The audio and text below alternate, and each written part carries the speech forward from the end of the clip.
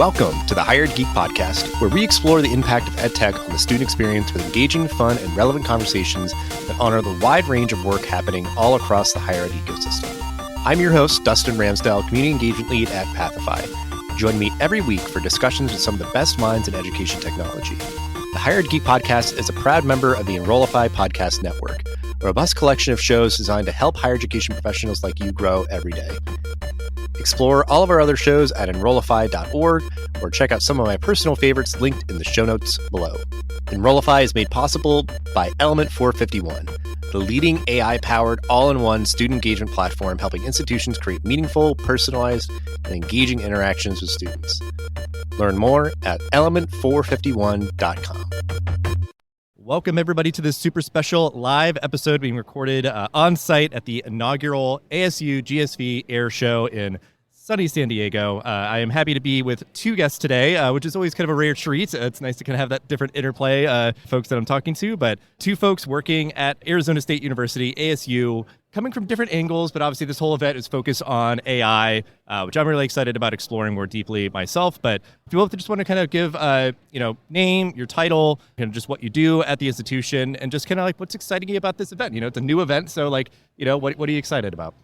Hi, Dustin. Thanks for having us. I'm Elizabeth Reilley. I'm the Executive Director of AI Acceleration in Enterprise Technology at Arizona State University. This Air Show event is so exciting. We had our very first day yesterday. Lots and lots of visitors through our ASU booth. It was very exciting to see all the questions that people had about AI, people from K-12, from higher education, from industry. Just a really exciting event, and so happy to be here.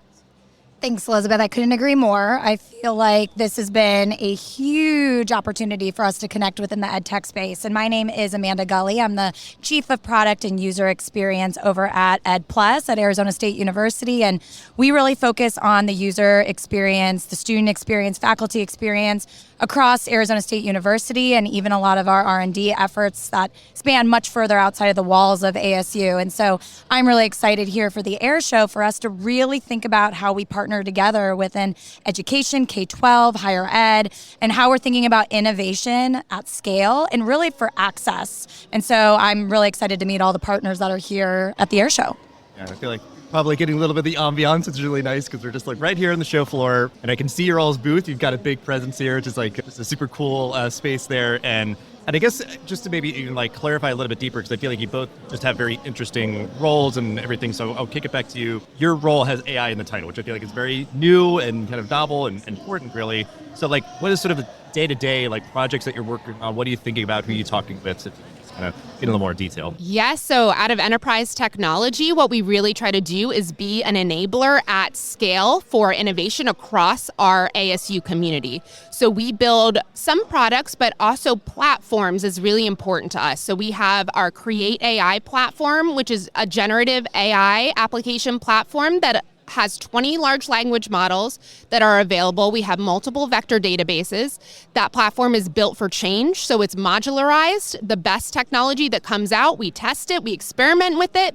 What we like, we incorporate into the platform, so we're switching components in and out all the time so that the ASU community can have the very best of what AI and technology has to offer. And then we make that platform available to folks who are developing across the ASU community. So Amanda's team has done some really amazing work building some products off of our platform. Amanda, do you want to talk a little bit about that? Sure, yeah. So one actually of our products, few of them are here today. So one of them is the degree recommendation engine that we are terming as DRE. And so it really takes the interests of students and thinking about just choice paralysis, right? ASU has over 800 degree programs. And really that is because there's so much opportunity to have subject matter expertise in so many things for just societal impact. And so as we think about that, students are having to navigate that in K-12 as they're coming back to college later in life, thinking about what do I want to do? How do I want to transition? So building these tools is critical towards a problem that we're trying to solve for. And so we're really right now experimenting in a space of thinking about what are the problems that exist within education in general. And so Dre is one of them. We're also looking at how do we better serve the staff that are supporting students? How do we think about access? And so there's so much opportunity of what we're doing in a responsible, ethical way that allows us gets past the limitations that I think exists with some of these open models and allows us to use the expertise within the university of what President Crow says is augmented intelligence, not artificial intelligence, right? It's an aggregator of our human intelligence, our knowledge. How are we thinking about that, plugging into that, and then testing it to the best of our abilities? And so Dre is one of them. We also have a few other chatbots that we are instructional design, faculty, teaching. I think too, when I think about at least EdPlus, we are really the digital teaching and learning expertise within the university, specific for ASU Online, which has 100,000 students that we are actually graduating this summer, a huge milestone for us. And so as we think about how to better serve students, we have an entire student journey that ranges from the admissions in, transfer credits, financial aid, teaching and learning, advising. There's an endless amount of opportunities where I think AI is going to help us with access, with the student experience. And that is a different approach than I think I'm seeing in a lot of other ed tech partners, of where a lot of us are really focused on teaching and learning, but how are we thinking about the student experience comprehensively, that I think enterprise technology is allowing us to do at scale. Yeah, Amanda, I absolutely agree. And I think one thing that's a differentiator of our approach at ASU is the platform approach that we're taking, is bringing all of that in-house, creating a secure environment for people, but it's also looking at impact. So we see a lot of people in this space really excited about generative AI and all that it has to offer, which is extremely exciting. But we've seen approaches where people just try to paint the world with generative AI, where generative AI might not be the right answer to that problem. So like you said, we're looking across our ASU landscape. We're looking at things that take the most time for our educators, for our students, things that are the most painful, blockers to access. And then we're looking at things where are those blockers, are those challenges? Is generative AI the right solution for those? And when we see that magical intersection of generative AI is the right solution, at least we hypothesize, and this is a real important problem or challenge that we're facing, then we look at creating solutions for those problems. So really focusing on impact, really focusing on value.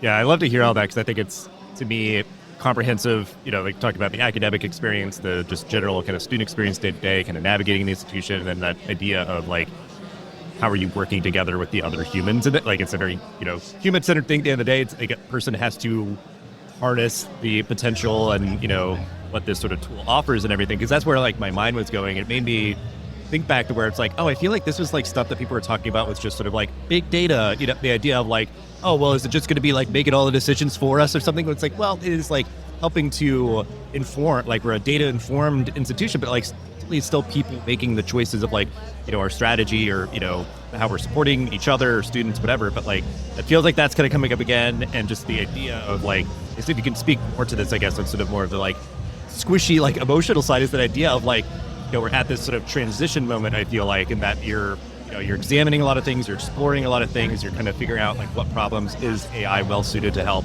address right now. And I guess the other like kind of variable that I'm thinking of is that just some people might just be very confused or overwhelmed or reticent, or just like, events like this are opportunities for people to learn. Like it's kind of just like a playground and sandbox and all that, and you can just like talk to people and if you have concerns or questions. So like, has that come up a lot? I assume maybe like to some extent that idea that you're kind of just having to like figure out like, okay, where are you at? Like, where do I kind of need to meet you to kind of like help show you that, yeah, this is something that can augment your work, or like augment it and replace the things that maybe you don't like doing, like all those sort of things. That dynamic of like working with other people to kind of drive this forward. Absolutely. And as you're saying that, I'm shaking my head because I even let's just talk about the degree recommendation engine as an example.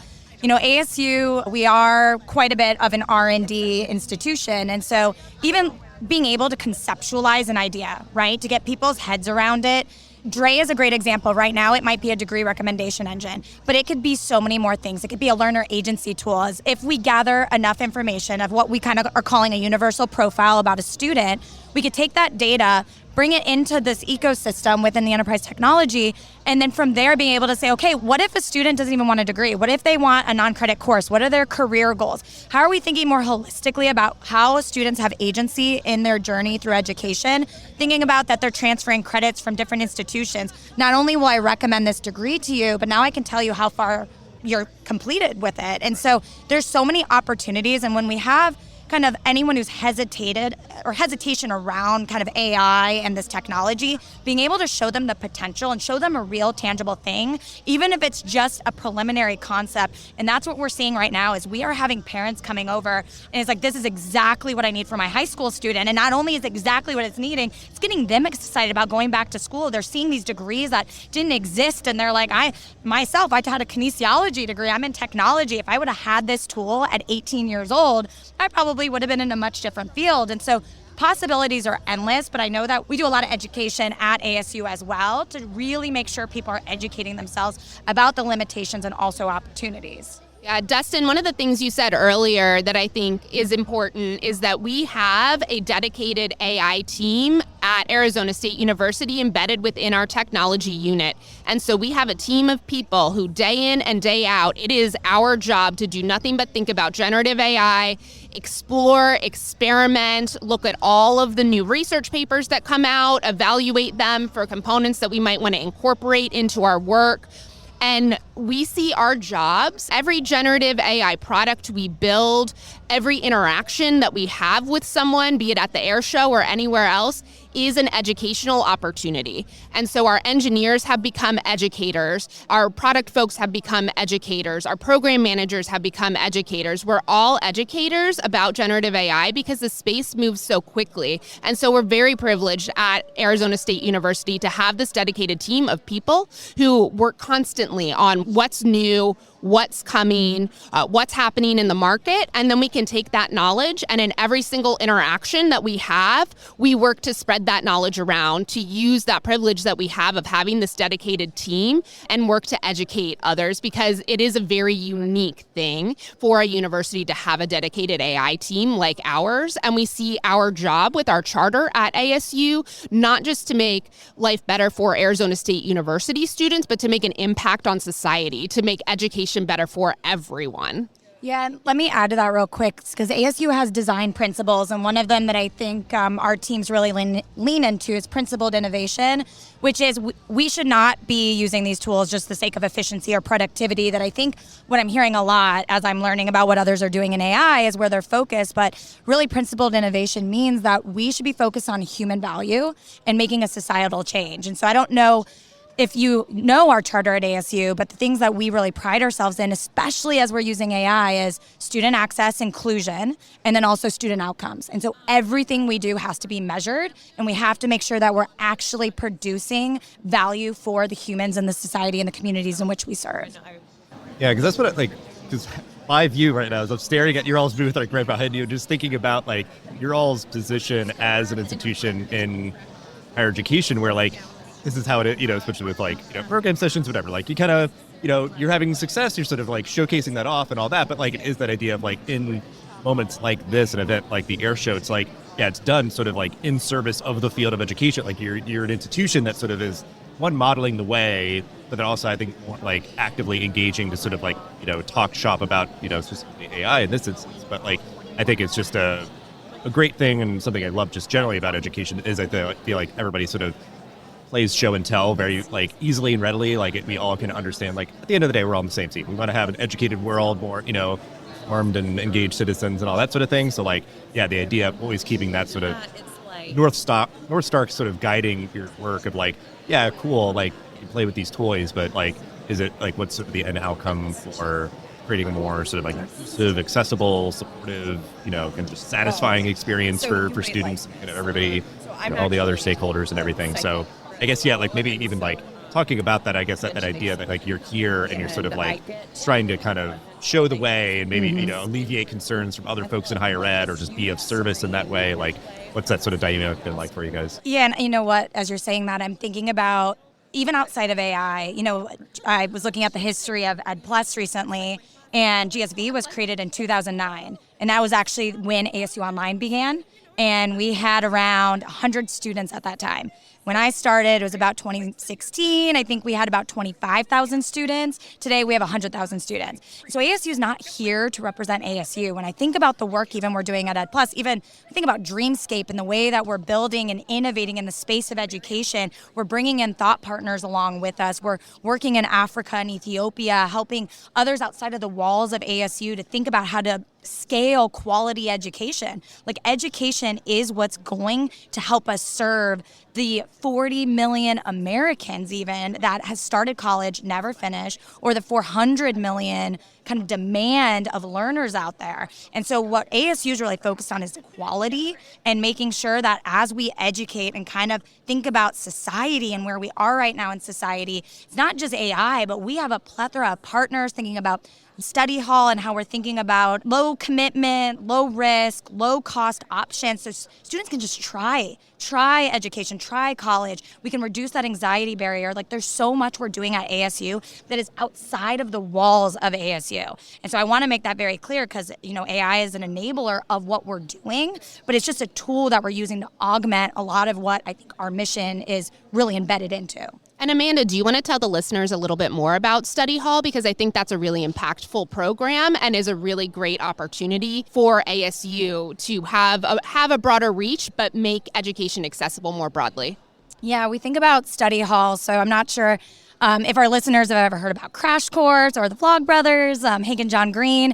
They're really the catalyst and the true kind of heroes behind what Study Hall has been today, which they really wanted to help this cause of these 40 million Americans that started college, never finished. And so how do we think about that? Think about first generation students that don't have families that really can support them, answer questions. Thinking about how Study Hall was created with Google in partnership with Complexly to help us think about how do we have students who can just start again, build confidence. They only will pay for their courses depending on the grade that they're most comfortable with. And so they can take it as many times as they want, and then they can transfer that to multiple institutions. It doesn't even have to be Arizona State University. And so thinking about how a partnership like this helps us think about holistically, thinking about education differently, going from YouTube to now getting credit into a university. This is a completely different realm of learning and innovation that I don't think many institutions have really grasped at scale yet.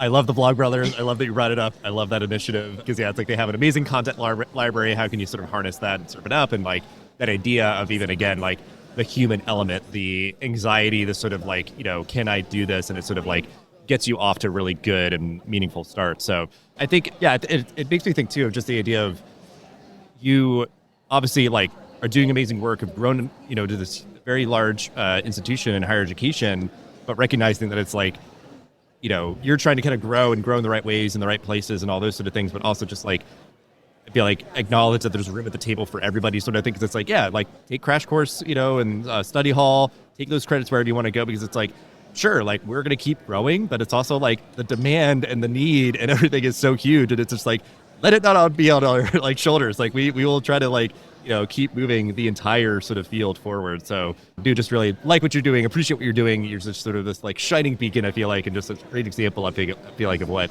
sort of modern higher education can be. So we will wrap up though, to try to just kind of summarize all that you've talked about sort of, around AI and just sort of, but I feel again, there's sort of this simmering of this is one major part of sort of the digital transformation waves and everything. So if you want to kind of speak more to AI specifically, or just sort of any other general advice you would give to higher ed leaders right now. So what's on your mind? What advice?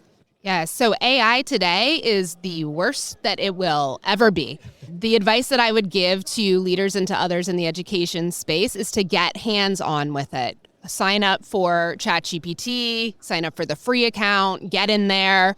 Don't worry about prompt engineering and don't worry about saying things in a perfect way. Just put something in there, get started, get hands-on. That's the best way to see what generative AI today is and also what it isn't, and can help open your mind to some of the possibilities. So to take down some of those barriers, see that really it's not so scary today. It might become scarier tomorrow, but it's not so scary today. And it's something that until you really get hands-on, it's hard to get a real appreciation for the opportunities that are there. And kind of how I'm thinking about it as well is obviously understanding its limitations, understanding its possibilities, as much knowledge as you possibly can to Elizabeth's point, but also thinking about what problems already exist within your institution, your organization. There are things that we couldn't even solve without AI. And so even starting small at ASU, we're really kind of starting with our staff, internal. We don't want to put that risk on the students, but they're also going to be able to kind of accelerate us forward into knowing what we are comfortable testing.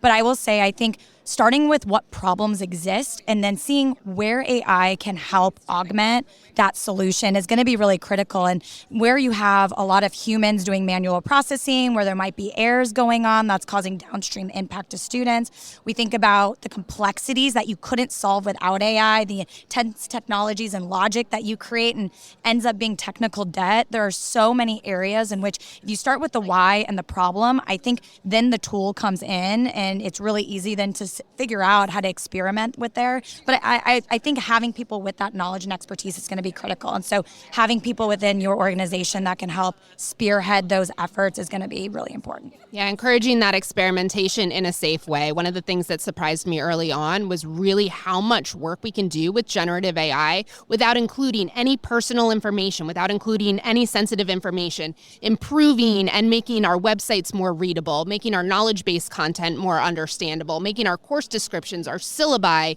easier and more accessible for people to understand. Those are all things that you can do without including student information or personal information. There's a lot of low-hanging fruit there.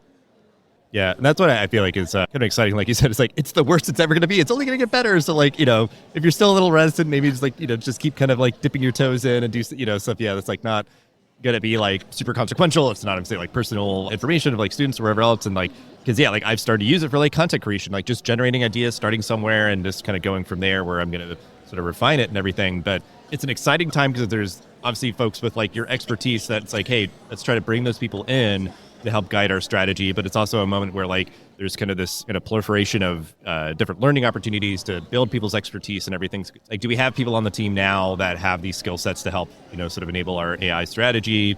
If not, how are we going to find them? And then also it's like, how do we build up more of that, try to, make educational opportunities like coming to an event like this or, other like short courses or certificates available to people on our team so that we build up our knowledge and skills to then sort of curate our strategy moving forward. So appreciate you both hanging out, being here, representing ASU with all of your colleagues and doing obviously the amazing work that you all do and taking a little time out of your day to chat with me about it. So yeah, we'll have ways to connect with you and obviously ASU and all the great stuff that you're doing and the description for the episode. But thanks so much for hanging out.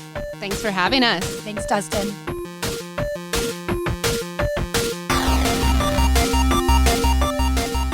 The Hired Geek Podcast is a part of the Enrollify Podcast Network. If you like this podcast, chances you'll like all the other Enrollify shows too. Our podcast network is growing constantly, and we've got a plethora of marketing, enrollment, and higher technology shows that are jam-packed with stories, ideas, and frameworks all designed to empower you to be a better hired professional. Our shows help you find your next big idea and feature a selection of the industry's best as your host. Learn from people like Jamie Hunt, Seth Odell, Dave Kibbolds, and Eddie Francis, as well as so many other of your favorite leaders in higher education. Enrollify is made possible by the support of Element 451, a leading AI-powered, all-in-one student engagement platform helping institutions create meaningful, personalized, engaging interactions with students. Learn more at element451.com.